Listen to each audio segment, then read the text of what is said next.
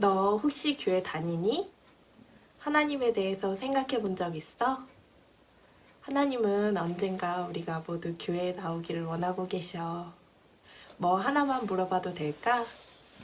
너는 만일 오늘 밤에 네가 죽는다면 천국에 간다는 것을 알고 있니?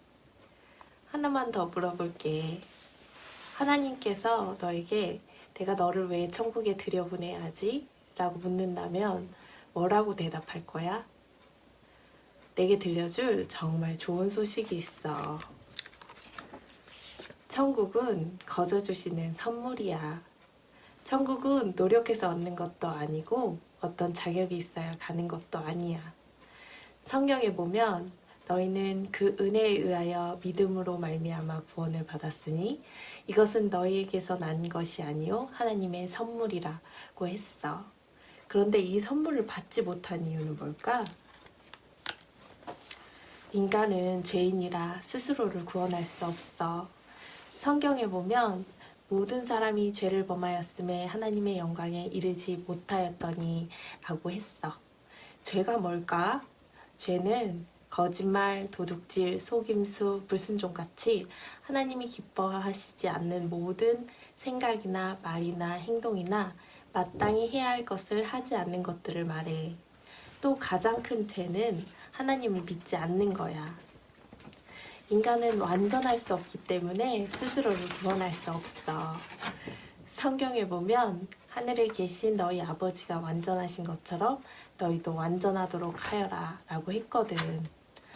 그럼 왜 하나님은 완전한 것을 원하실까? 하나님은 사랑이 많으시지만 또한 공의로우셔.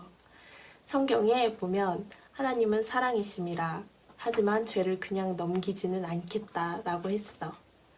한편으로는 하나님은 우리를 사랑하셔서 우리를 벌하기를 원하지 아니하시지만 또 한편으로는 공의로우셔서 반드시 우리를 벌하셔야만 해.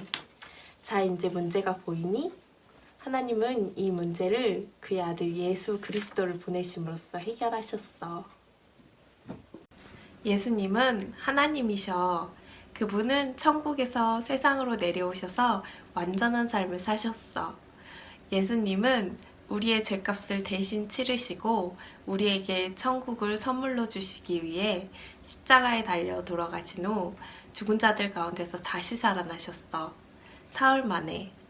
성경에 보면 하나님이 세상을 이처럼 사랑하사 독생자를 주셨으니 이는 그를 믿는 자마다 멸망하지 않고 영생을 얻게 하려 하심이라고 했어. 우리가 이 영생의 선물을 어떻게 받을까? 믿음으로 받는 거야. 믿음은 하나님에 대해 머리로만 배워서 아는 것이 아니라 일시적인 것도 아니야.